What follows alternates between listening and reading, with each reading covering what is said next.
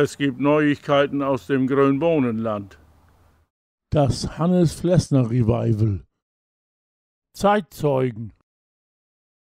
Geschichten aus der Moorkate. Wir treffen uns hier mit Eugen Brungers. Das ist die Jung von den Gastwirten aus der Moorkate in rechts op weg. Marie und Georg.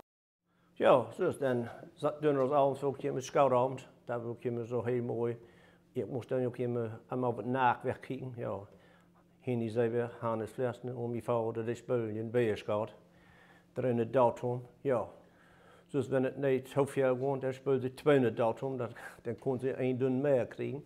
Ja, und wie gesagt, wenn dann mal Musik ein bisschen lauter wird und andere Musik, dann tun wir mal mal wahrscheinlich und sagen, ja Hannes, wir können nicht bloß heute die Musik spielen.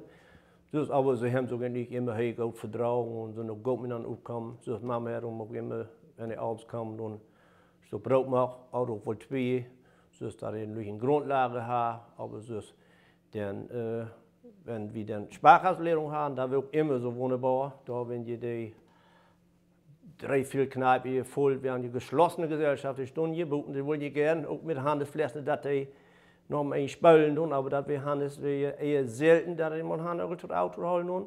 Und wenn die dann aber tot Kofferraum rückkommen, die Hand und die Spül, ja, der wackelt Pannen noch in Kneipen. Wir wollen heute zwischen Wittbund und Wiesmoor. Da sein wird, schon die kennt bald jeder Mann. Jede kennt auch Marie, die wird froh. Die, wenn sie will, hält wie man Tango tanzen kann. Genever Marie, von Abend trinke ich mein Sackgewehr wie die. Genever Marie, von Abend bin ich wer wie die. Von Abend bin ich wer wie die. Ja, dat weer daar, als Hannes bij ons kwam in het Wetsels, ja, dat weer een highlight. Hannes Flessner, ja. Zo leuk je dan wijs als ik ook je weet door je aard. Ja, moest ik ook hem heen, ja. En hij zat je daar bij ons aan de ronde tafel. Ja, en ja, kwam man, wat doe je dan? Ik ben Eugen, ja, ik ben Hannes, hè. En dan kwam man bij mij op schoot. Ja, ik bij hem op schoot. Ja, en dan is hij jaartje zo bezig. Ik dacht, ja, nu krijg je 5 maart. Nee, hij had ook Autogrammkarte totaal goed.